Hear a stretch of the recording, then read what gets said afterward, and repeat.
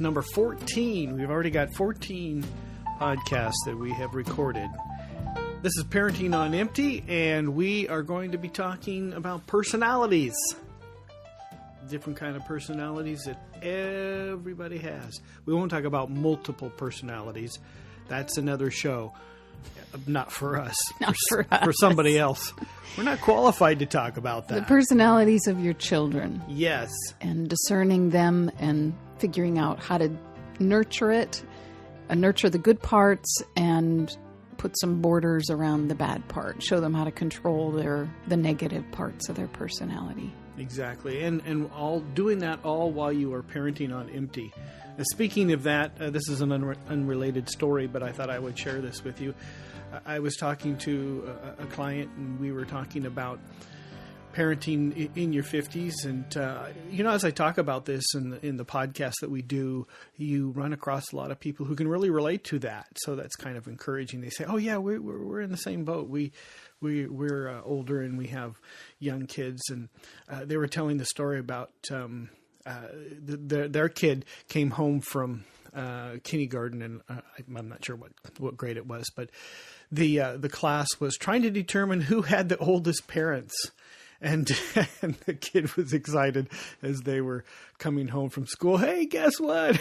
You guys are the oldest parents. I won the prize. You were the oldest parent.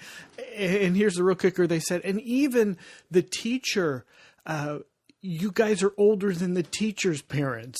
So no. that was a bonus prize. So I don't know that we fall under that category, but that's because our youngest has old teachers. And so yes, she does. Although she regularly reminds me that I'm old. Exactly. She looked at me the other day and said, "You have some white hair. You're old. You're getting old." Thank you. Appreciate that. But with age comes wisdom, and so that's what we're going to pass along here, isn't it? We're going to pass along our wisdom. Perhaps. Good. That's the plan. That's the plan. The thing that I try to really be aware of is that each personality needs to be celebrated and it needs to be nurtured. And the challenge is when that personality doesn't necessarily fit into to your game plan, having your parenting game plan. This is how I want our children to grow up, and I want them to be responsible citizens, and I want them to be kind to other people, and especially I want them to be kind to each other. I want them to treat each other like human beings. And so you've got this idea of what you want the child to do as far as how to communicate and how to interact and all of those kind of things. And sometimes their personalities don't click, and then certainly you have clashes. They want to dominate each other. I'm talking. No, I'm talking. Well, I started talking first, and you need to be quiet. And so those kind of things, and it just drives you nuts. Well, how about nobody talk for a while? Let's go with that plan. But it's the issue of really letting them, the balance, I guess it is, letting them be who they are. The one person who wants to talk all the time is excited about everything, and the other person who may not want to, but wants to be respected and wants to be paid attention in their own way. And that can be a challenge to just be aware of that, to know that that's going on, and to try not to, I guess for lack of a better word, try not to get in the way of their personality. Our daughters, on occasion, will just kind of start bickering. And it's not about any important issues. It's not something that you need to resolve. There's not something wrong between them. They're just bickering for the sake of bickering. Sure. Maybe they're both feeling grumpy, or I think there are actually times where they sort of enjoy verbally fighting with one another. They don't fight physically because they're girls and they just don't seem to express themselves that way. But they do definitely fight back and forth verbally, kind of like they're sparring for who's going to be in charge. They're both very motivated about, I want to be the dominant one. Yes. I want to be the one who's the top dog. And even though our youngest is, I think, 8 years younger than the other one, she still thinks, yes, I should have equal, if not more, authority than you. Exactly. And that drives her older sister crazy. So for me, the difficult thing is figuring out when to intervene and when to just let it happen. Because one thing, when you say you don't want to get in the way of their personalities, this is something that I am learning, that part of what they're both trying to express is this is who I am. And they're sort of refining it as the other one fights back at them. Right. And finding out what works and what doesn't work. But there's another part, a far less attractive and healthy part, and that's both of them, like almost all human beings, like to manipulate the other and get the other to do what they want so they have the power. And knowing when they're doing that and when they're just kind of establishing personhood. Right. Finding the times and distinguishing between those two different things. I don't know. I'm not sure that I ever have successfully diagnosed those properly. Well, it's hard, and it's hard to deal with.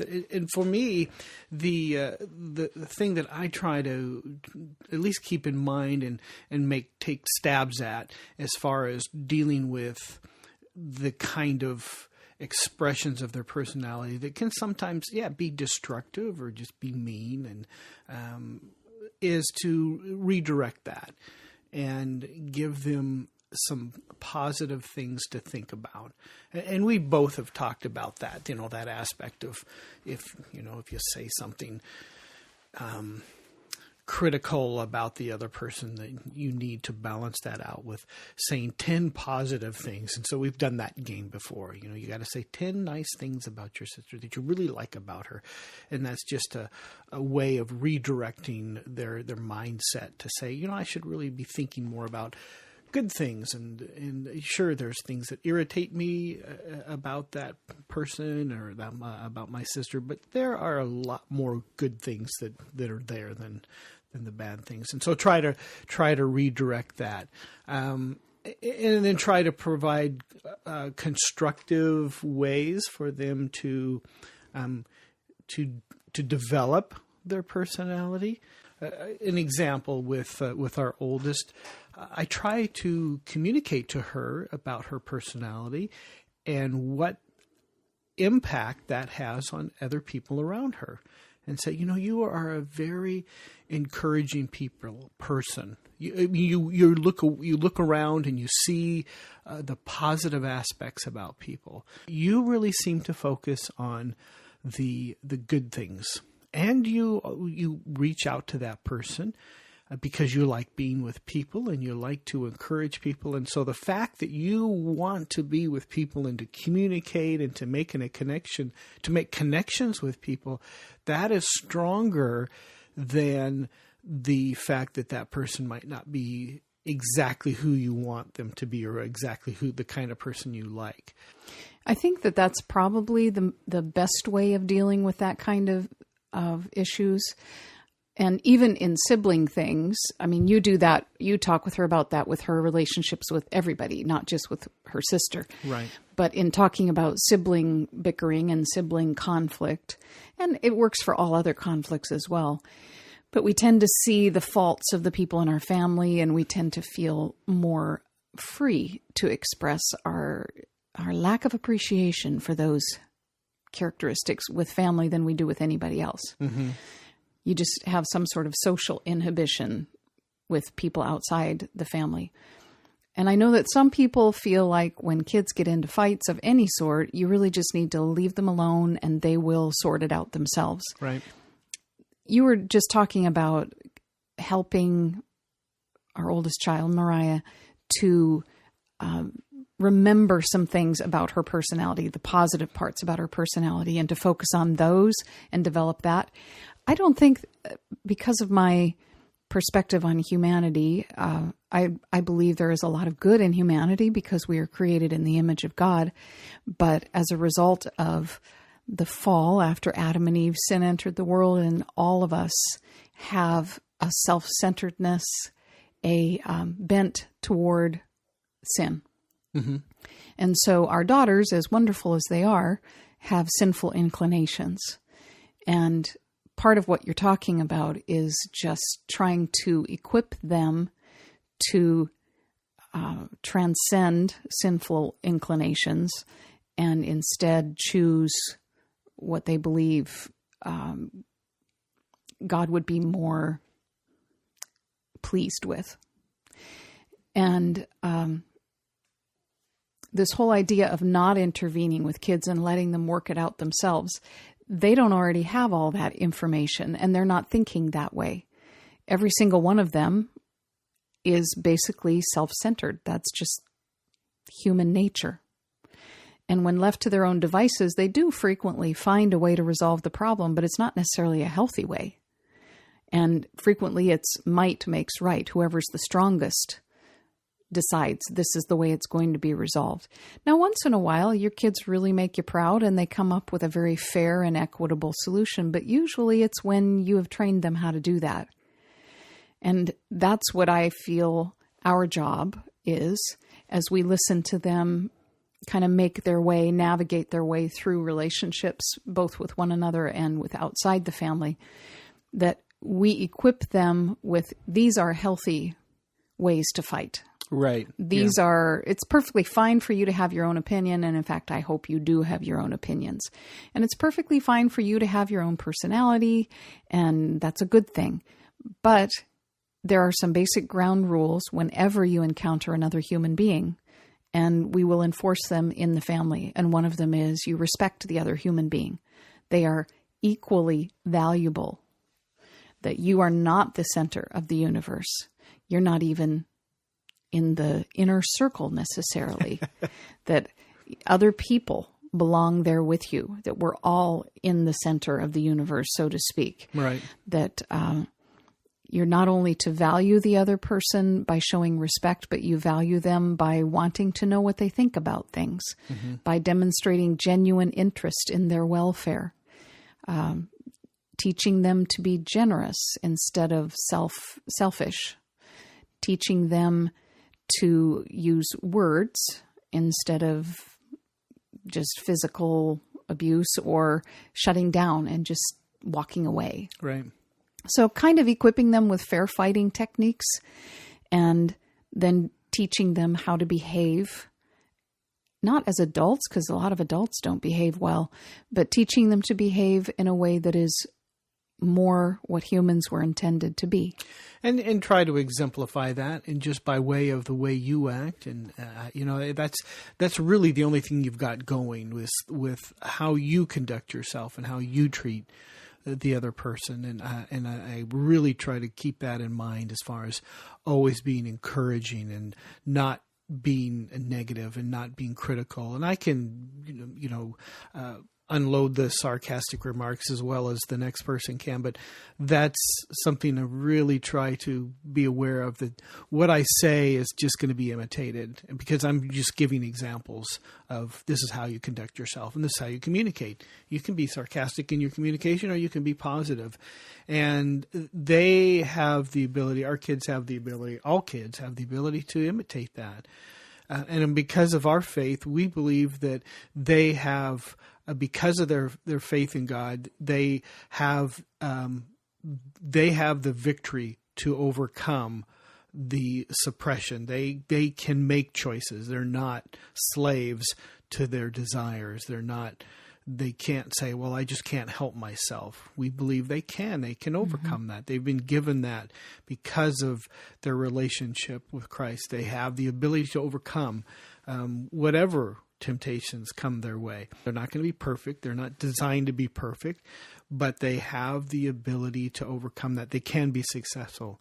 And at the times that they don't, and that happens even with us, both you and I on occasion are not kind and loving and unselfish, that at that moment when you have done something like that, then you come back and genuinely and authentically, as part of a healthy relationship, say, I'm sorry. Right. I didn't I should not have spoken that way. I shouldn't have said that. Whatever it is that you have infringed on, you apologize.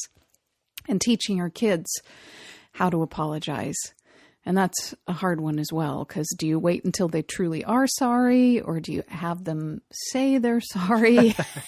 And again, that's by example, because it's difficult for me to apologize to our kids, to say, what I said was wrong.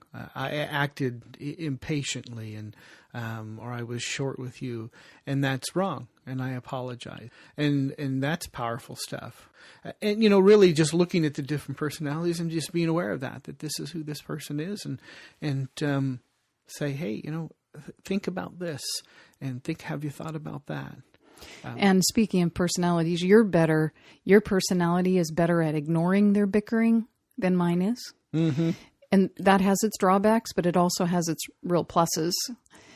And you are much better at the redirecting and finding something really positive to reinforce in each of them.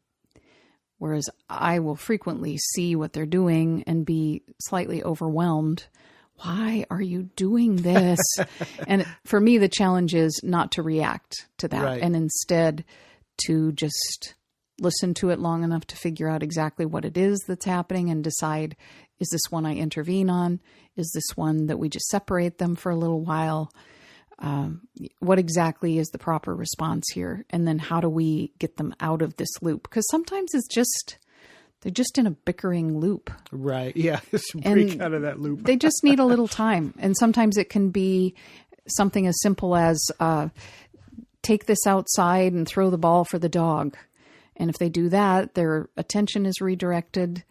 There really was never a problem, so you don't need to resolve anything. They were just cranky. You're exactly right. And that's a pretty normal human state. Yeah. We're pretty fortunate. We've got some opportunities with creative outlets.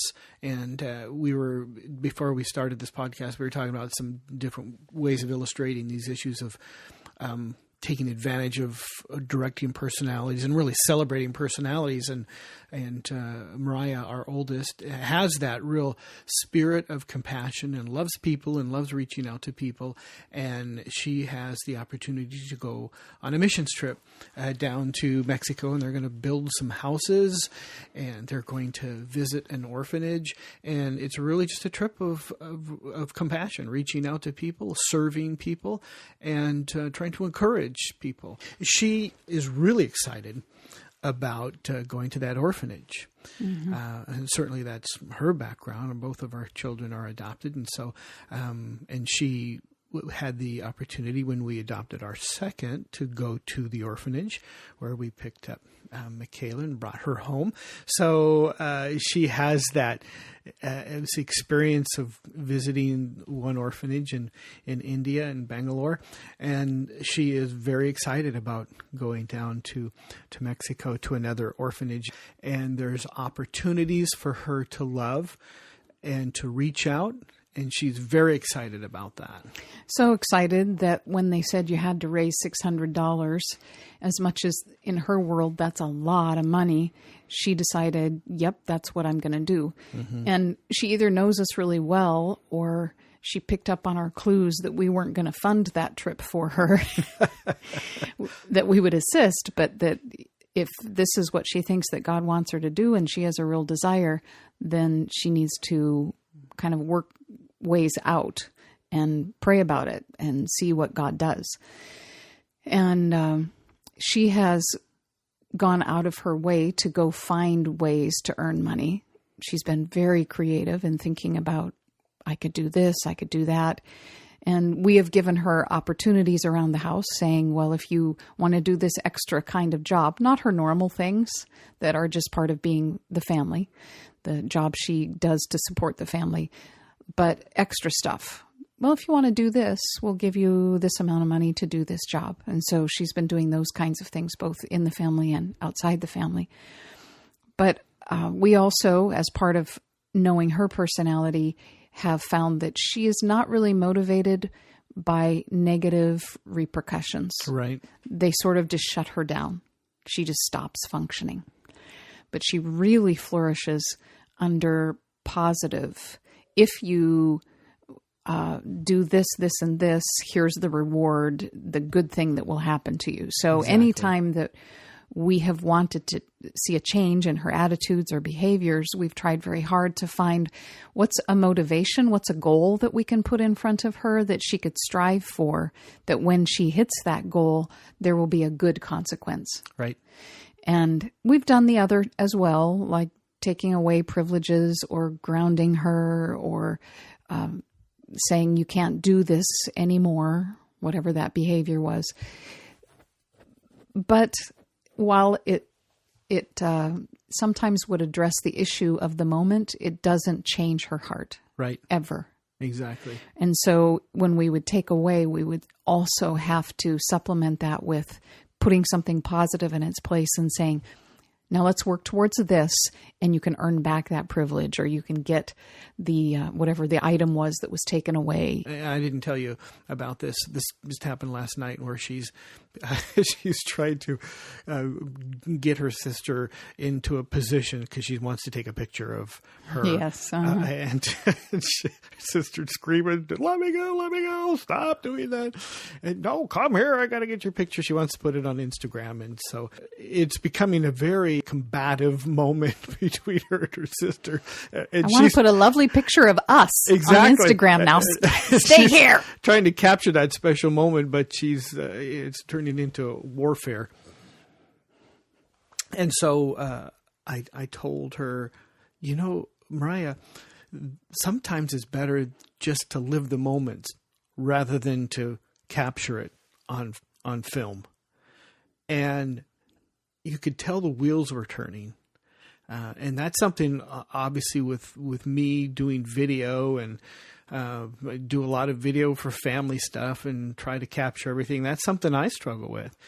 Sometimes it's better just to put the camera down and live the moment rather than try to capture it, because you experience things differently when you're capturing things than when you're just living it.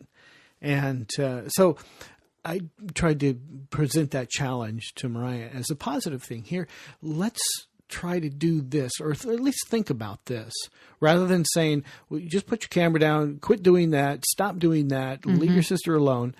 Give her something positive. I just watched her response to that. It really just kind of, you could see the wheels were turning. So then she's challenged because that's her personality. Well, and in the short term, no matter how she ends up processing what you just said, in the short term, it stopped the conflict between her and her sister, and she was able to see her sister again just as a person who was saying goodnight to her, not, you are an item in my picture that I'm going to be posting. Exactly. So it was a positive way to sort of resolve that situation and get her back in that particular moment. But to continue on about this whole mission trip and using her personality, Mariah has not done so well in some of her classes as a freshman in high school. And our options are, we can just buckle down and say, you need to do better, which doesn't do anything. Or we could take away privileges. You're not going anywhere until your grades come back up. But her grades would not come back up. She would just be home and depressed. Right.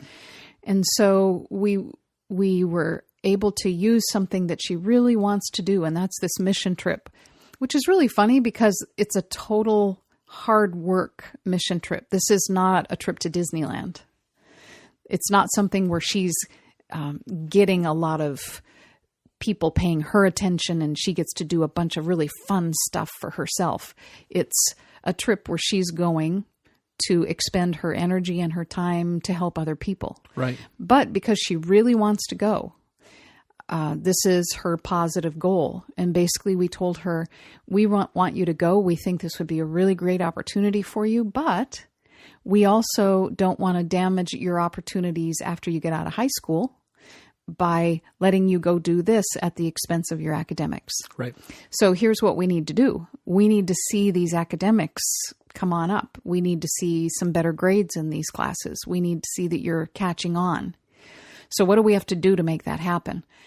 And she suddenly became part of the solution, where we're basically drawing her in and saying, what can we do together to make sure that you get better grades and that you succeed in high school so that you can go on this mission trip? And so she has a cousin who is a whiz at math and science, and she coordinated with the cousin. The cousin is helping her on FaceTime. They meet fairly regularly, and Mariah tells her, here's what I'm not getting in math or science, and the cousin works it through with her. She ends up spending quite a bit of time outside class figuring out what do I have to do to make sure that I understand what it is I'm supposed to be doing in this class. Yes, she does. She's very tenacious. And then with her language arts history assignments, she was having some issues with that. And so she came and talked to me about it. And I spent quite a bit of time outside school time helping her succeed. She's completely motivated. She really wants to hear what you have to say because it's tied into her success in that class, and her success in that class is tied into her ability to do this trip. Exactly. With a lot of kids, that's way too long term, and that's too many. It's tied to. Exactly right. It's not immediate enough. Right. But it completely works with her. It does, yeah. And she just has that sense of very project oriented, and this is the goal, and she makes it happen. No, it doesn't seem to matter, like you said, how far away the goal is. She keeps her eye on the prize and goes, and that's just it's a great thing. I think that's going to serve her well in the future. But it serves her well now. It does, and I mean that even just in adolescence, when kids are establishing, this is who I am. Right. She, for the last few years, has really been struggling with identity. Who am I? How do I define myself? How do I want people to think about me? And she's been thinking through those pretty regularly. Yeah, right. And finally, this last year, she came to some conclusions. This is the kind of person that I want to be. She deliberately makes decisions saying, okay, does that person do this kind of behavior? Yeah. Does that person think this way? Does that person treat other people like that? And if the answer is yes, then she does it. And if the answer is no, she tries very hard to avoid whatever that thing was. Right. The more that you can encourage your kids to capitalize on the things that are definitely their personality. And hers is she's very goal-driven. If she can find a vision that she believes in, she will follow it. She will be dedicated to it. She's very faithful. She's a hard worker. With our younger one, we're still learning her personality. She's kind of still developing into a human. Yeah, and she's going to be a different person. Totally different person. Yeah. But even at 7, we've already been able to identify some really significant things about who she is. Yes. When Mariah was small, we didn't let her watch very much TV because for Mariah, TV was just turn your head off and stare. It was a very passive, consuming sort of activity. When you would turn it off, what did you just watch? It was not necessarily a very healthy thing. It was just that's true. A rest. And rest is okay once in a while, but you don't want your kid doing that for a long time, where they just turn their brain off and let something else mesmerize them. With Michaela, she never watches anything or listens to anything and turns her brain off. Right. Processes everything. Yes. Figures it out. She listens to everything. She watches everything. She puts it all together and comes up with questions. So if that's true, then what about this? Something that she learned a year ago, she'll connect it with whatever it is that she's watching or listening to at this moment. Right. Watching television is a learning activity. Mm-hmm. Very much so. We're still very careful about what she watches because it's a learning activity. And we don't want her learning a lot of stuff that we have to unlearn and say, yeah, that's not appropriate. How to build, like bombs and stuff like that. Probably that would be bad. Not at 7 anyway. No. Maybe 8, but not 7. But I used to always just say watching TV, that's not a good activity. And I've had to really revamp you said this at the beginning of our conversation, that you can't allow your own style. This is how I see parenting. Yeah. And I just always said, my kids are not going to watch a lot of TV. Right. And that was true with Mariah. With Michaela, I've had to really revamp and say, this is not a waste of time. This is not her just sitting there twiddling her thumbs. That for her, this is a very engaged kind of thing, that it's mental stimulation. And we still have to be careful. I don't want her to turn into a couch potato, but we plan other active things for her as well. And we do games and things with her and play with her outside of watching television. So that's not her only activity. And I've had to really put aside my own prejudices and instead try to see the child and say, with who she is, she needs mental stimulation. Exactly right. And she needs a lot of it, or she just goes crazy. Yeah. Mariah needed more physical interaction. And so we did a lot more just physically playing, going outside, going for walks. If she didn't have that, she went crazy. Yeah. Exactly. Now, they both need both of those. Mariah needs mental stimulation as well. It's just that was not the one thing that she really needed to survive. Yeah, that wasn't essential. Yeah. Or as essential, as you said. Right. Yeah. So it's, looking at each one of them and trying to figure out what drives them, what motivates them, what's good for them. And it's just not the same for either one. No, you just have to pay attention. And, parenting books are good, I think. I haven't read a lot of them, I have to confess, but I'm sure they are good. But it is such a unique, in the truest sense of the word, unique experience, because every kid is different. That, to me, my personal conviction is you just really got to pay close attention to who is that person, and make sure you don't make any assumptions. Every child is different, and every parent is different as well. Yeah, right. That's a good point. And that's another podcast. It is that your parental personality. Your kids get something from your personality that is both positive and negative. Exactly. And that our job is also to figure out, so how can I use who I am to positively impact my kids? That's true. We need to quit talking about our kids and start talking about us. Enough about them. Let's talk about me. It's Tammyanuary.